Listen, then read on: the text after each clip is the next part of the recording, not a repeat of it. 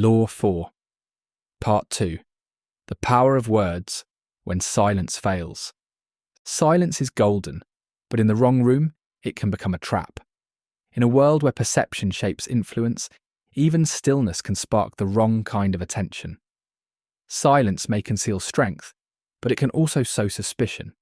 And sometimes in your efforts to say less, you say more than you intended. There are moments where silence breeds unease. When those above you expect clarity, your refusal to speak may seem like arrogance. They begin to wonder, what are you hiding? What are you plotting?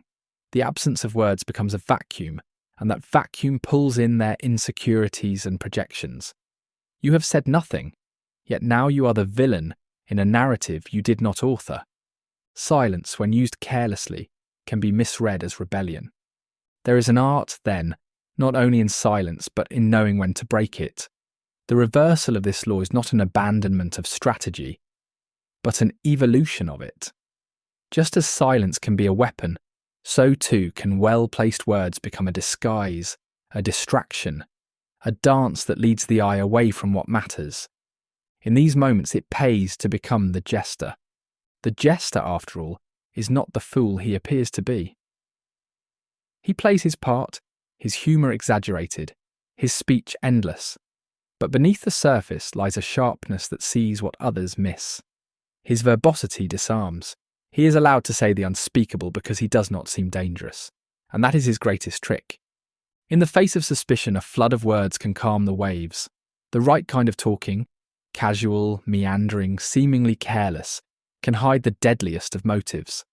In a world where the schemer is feared, the babbler is dismissed. And that's the key. When you talk too much, people stop looking for secrets. They stop digging. They stop suspecting. Words then become your cloak. They become your shield. Like a magician distracting with one hand while the other performs the trick, your speech becomes theatre, noise that lets your true intentions slip past unnoticed. Think of the con artist who never stops talking. He's not giving away secrets. He's building a story. He's wrapping his listener in a web of comfort, confidence and distraction. The mark leans in, lulled by rhythm and tone, while the real business takes place behind the curtain. It's not honesty, it's not confession, it's orchestration. There is another reason to speak more: control of interpretation. In silence, people invent meaning. They assign motives, shape narratives, draw conclusions that serve their own fears and fantasies. A vague comment grows monstrous in imagination.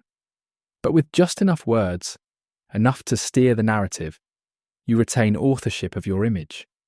In moments of vulnerability, ambiguity is dangerous.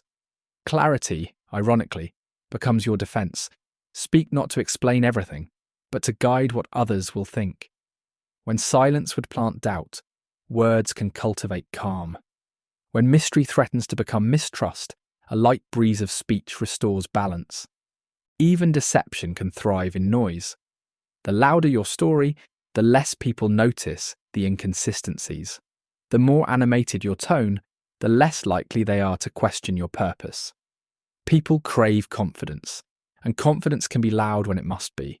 So when silence threatens your standing, when your quiet becomes a question, when others begin to fill in your blanks with assumptions that could harm you, talk.